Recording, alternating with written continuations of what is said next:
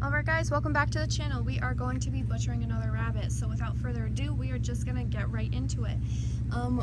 For this bunny, we did the broomstick method. That's the only method that we have been doing. I still can't kill him yet. Tanner is doing that. And then he's also cutting off their head because I can't do that either. So go ahead.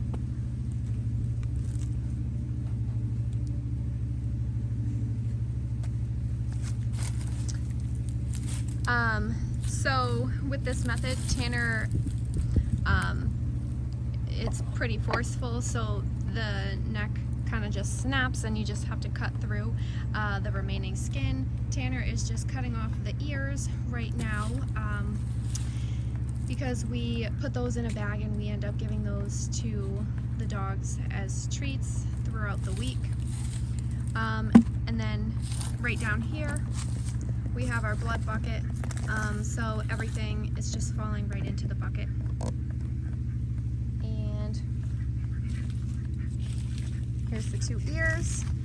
I'm going to be filming this on my own because Tanner is going to be busy, so I hope you guys are going to be able to see everything that I'm doing, and I'm sorry if you are not able to. So one of the first things that we're going to do is I'm going to take my shears and I'm going to find the bend. I don't know if you can see that, but if you can find the bend in the paw, leg, and just make a really good snap. And do the same thing on the other side. You find the bend and snip the paw. The next thing I do is I grab a knife, and where I made that snap, the bone should be cut. Let me just see if I can find that again. And can just cut right through. Some people save these and make keychains. I'm not doing that. I mean, dogs eat rabbits whole, so I mean the dogs could probably eat the paws as well. But I mean, I'm not feeding my dogs paws, so I'm not doing that either. I just got another knife from Tractor Supply today, so we'll see how this does. I like the razor blades. They cut really well. So the next thing, let's see if I can get a little closer. I don't know how well you guys are going to be able to see this, so you might just have to take my word for it. But the next thing that you want to do is you want to pull the skin, well, pull the fur and the skin away from the meat and just make little cuts. You don't want to cut the meat.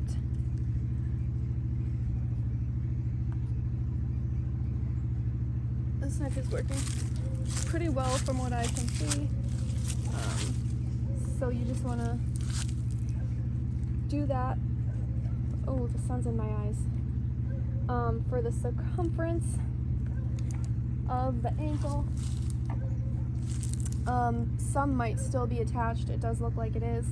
But if it's supposed to just pull right down. There we go. Pull right, expose the leg. And then you're gonna wanna do this on the opposite side as well. So you just want to expose and make a couple cuts. This bunny is really fluffy and it might actually be shedding because its hair is absolutely all over the place. I have to find a better way to hold these up. I'm just going to cut in front of you guys really quick. I have to find a better way to hold these up because this is just not doing it. It's all getting in my way. I thought it was going to be a good idea, but it really wasn't. So if you guys do this, or if you've seen a better way, definitely let me know. because I'm really interested. So then same thing, you just want to pull down with the other leg. Meat is warm right now, so that feels really weird. Okay, so one of the next things that you want to do, one of the next things that you're gonna want to do is you just want to make a V cut on either side of the tail. After that, I make a cut and the tail is off.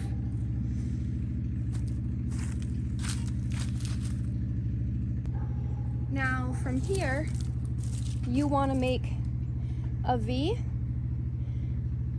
I'm gonna get this hair out of here. From here, you want to make a V. So you're just gonna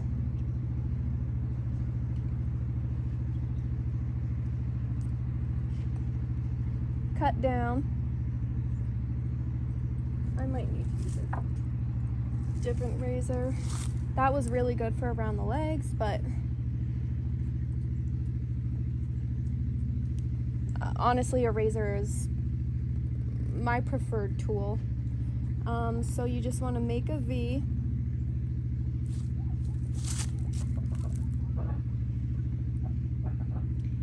Like I said, be careful not to cut too deep. You don't want to cut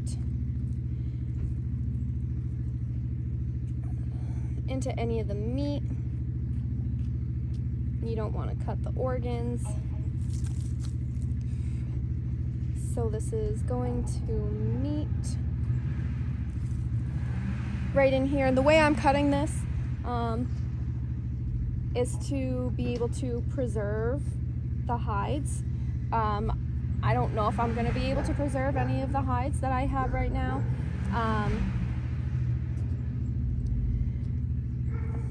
I don't know if I'm going to be able to preserve any of the hides that I have right now.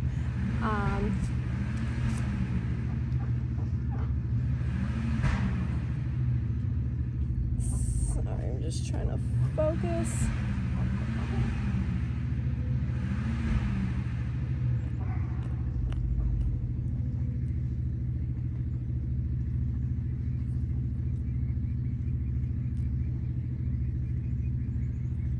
All right, so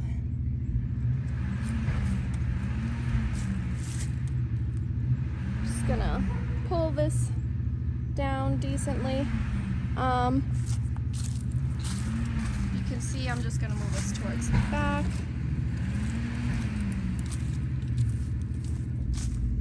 The next thing you want to do is you're gonna stick your hands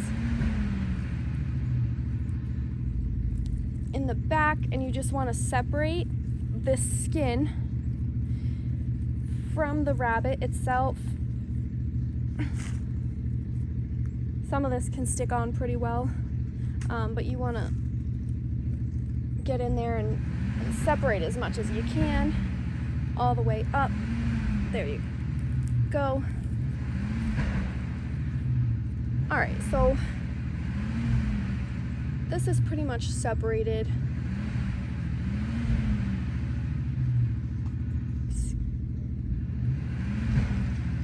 Just want to make sure nothing is really sticking to it. Now, from here, you just want to stick your knife through and cut up. Let me just see the angle to make sure you guys can see. And we'll come back over here. Sorry, my husband's not really comfortable being the camera person, so we'll have to do as best as we can. So from this angle, you want to be careful that you're not gonna see if I'm going like this, I'm starting to pull. You want to make sure that all that is cut away. You don't want any of that pulling your meat down. So you always want to check in and see if there's anything stuck, anything pulling at your meat, and then after that it kind of just slips off. These rabbits are a little bit older than what I would have liked. They're probably around 20 weeks. So their hides are probably really good for tanning. Pull, pull, pull, pull, pull. Sometimes they can get stuck here around the arms. You can just separate that out and give it a good tug. And then this is what it looks like, kind of like a little meat sock. So this is the hide. I usually keep these. I'll roll it up in a ball and stick it in my freezer, and once I'm ready to like tan them, I can try and do that. And these are just going to be my practice batch. I'm also thinking of making cat toys that I can sell in the farmer's market next spring. But this is what the hide looks like, and I'm going to keep it exactly like this and rolled up. I'm not going to try and flip it inside out or anything like that. After this, I just throw it on over the side over here, lay that down, and let me see if I can zoom in again. I can find a good angle here.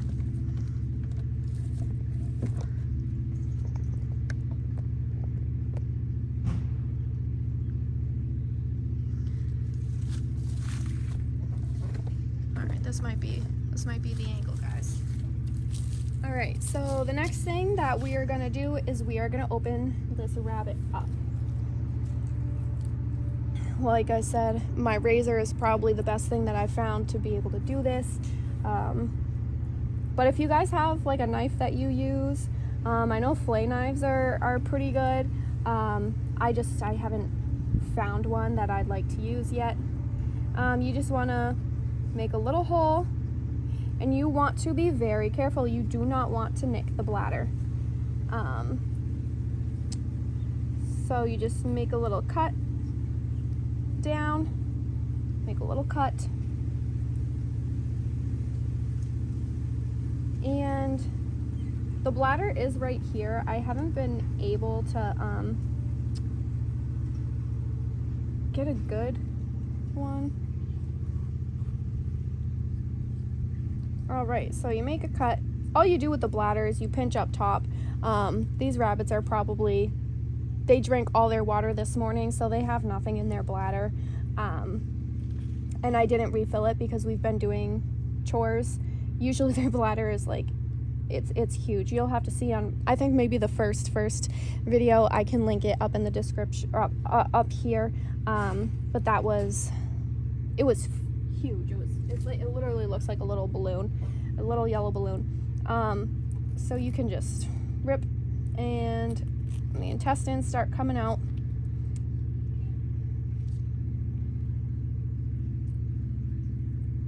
This guy right here is a kidney, and the other one is right here. So typically I would have like a bucket filled. This one, I don't want to say it looks weird, but it has like dents all over it. I've never seen that before, so I might not give that to my dogs. It doesn't look bad, it's just weird. So that's one kidney. I usually have a bucket full of water, and I'll put that in. See, this kidney is like a little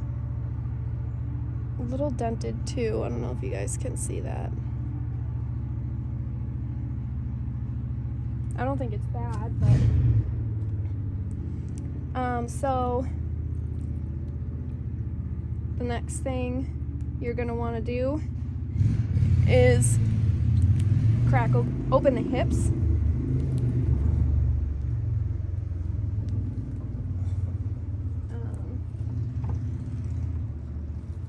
I'm gonna make a cut on either side of the tail here. Make sure everything is cut away. Try not to cut your meat.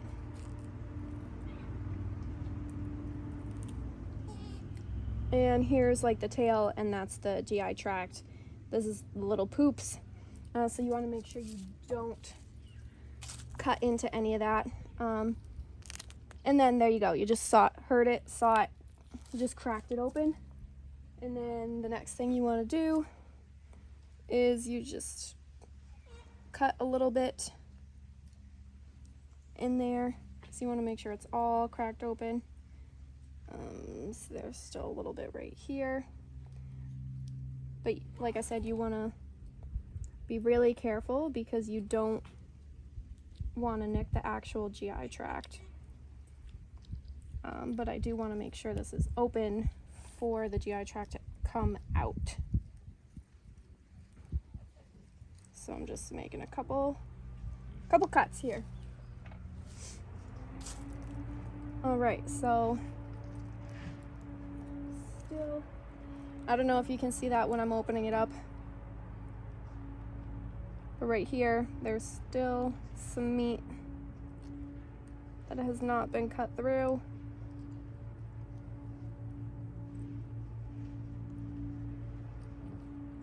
Sometimes it's easier than other times. All right, I think that looks pretty good.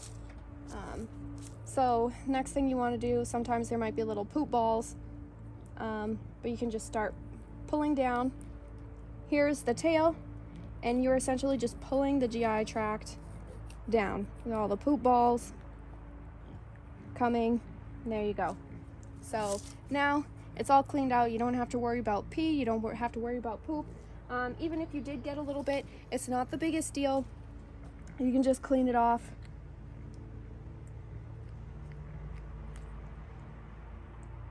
And these rabbits, I mean, I could eat them if I really wanted to. I'll probably try rabbit. But the main reason I have these rabbits is food for my dogs. This is the stomach, and it is completely full. I did know that I was processing today. Some people will hold feed. I do not hold feed the day prior. I don't see a reason to. I want them to live their life the way they're gonna live their life, and they're gonna eat food. I don't see a sense in stressing them out before processing them. This is part of the liver. If you want, you can cut that out.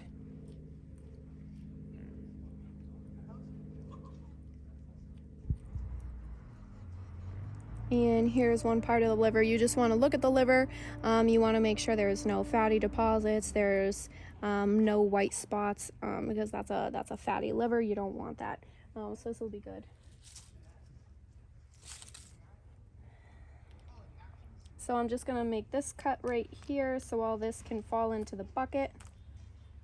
And there you go.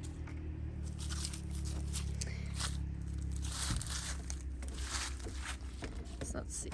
I don't know if I'll be able to, you guys can see all this. Nice. So from this part on, this is the other half of the liver. So this might be as open as it gets.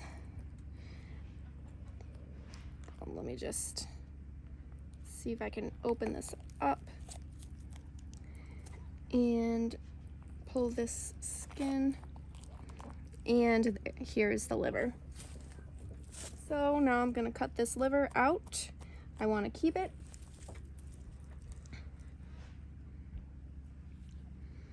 Here's the other half of the liver.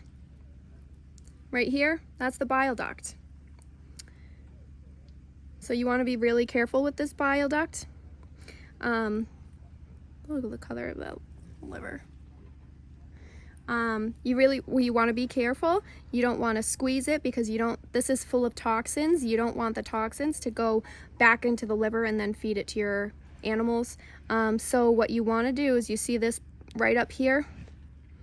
You want to pinch it right up top so the toxins don't go back into the liver, and pull it away. So then this is the bile duct, and here it is. It's all right in here into the bucket, And now your liver is good.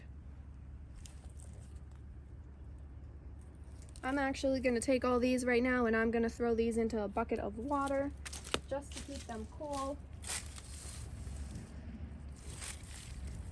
It is decently warm today. It's like in the 60s and we're right in the sun. So the next thing here, these are the lungs.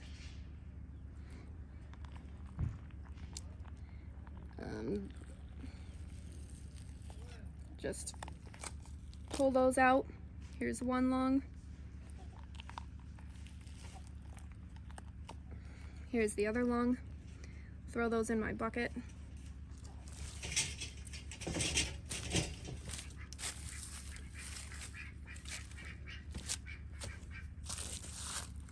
And the last thing's in there, the esophagus is still in there, and the heart. I haven't found a good way to get the heart out. I usually puncture it every time. But there you go. It's the heart. Tiny little rabbit heart. I'm gonna put this in my bucket too.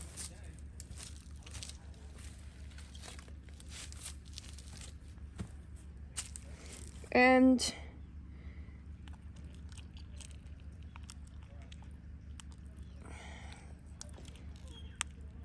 for whatever reason, the esophagus didn't come out of this one. What you want to go around and do next, you just want to pull all this fat off. If you cook it for yourself, the fat doesn't taste good. I've heard other people say. And then also, I mean, I don't want to feed my dogs fat. Usually the babies don't have this much fat. This one must have been a little piggy and ate a lot compared to its siblings. So there is a decent amount of fat in here. If anyone has any ideas of what they do with rabbit fat, typically they don't usually have a lot. So I don't know if it would be worth keeping. All this stuff, usually the chickens are out. Right now they're not out because there was a predator that was getting in the coop, and now they don't want to go in the coop at night. So now we redid the coop so that we've refortified it, I guess. And we've been keeping them in there for a few days so that they go back in again at night. They hadn't laid for about two weeks. They just started 2 eggs this morning, so we were getting like 12 eggs a day, I want to say. So the next thing, I don't know if you guys are going to be able to see this. Let me move back a little bit, or I'll just, yeah, move back a little. So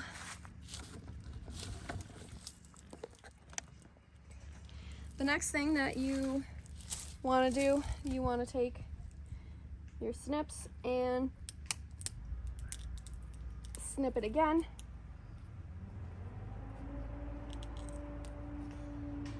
Take the other snip and snip it again.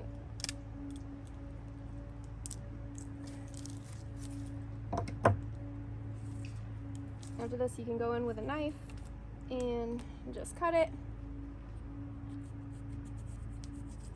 Go in with a knife and cut it.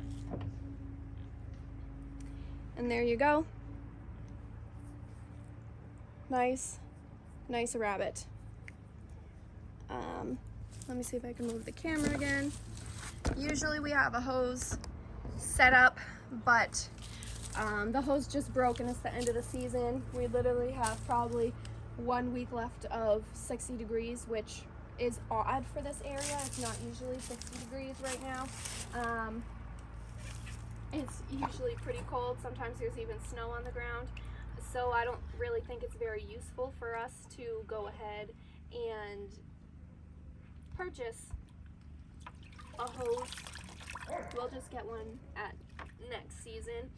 I'm just cleaning this off here a little bit.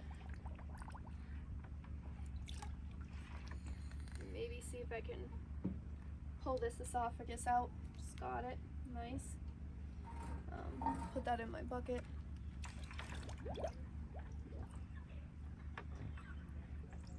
So I just want to clean this off a little bit. I don't want it to be like super bloody. This is really just going to the dogs. I have a meat grinder. So all these I've been butchering them up into like quarters. I'll take the arms off, I'll take the legs off, and I will, I've just been butchering it up and putting them in plastic bags to get, and I'll give like a leg to the dogs, maybe per meal. So it's just been going in my freezer like that, but I'm just gonna do it whole, and maybe at some point during the winter when I'm not really outside, I'll use my meat grinder.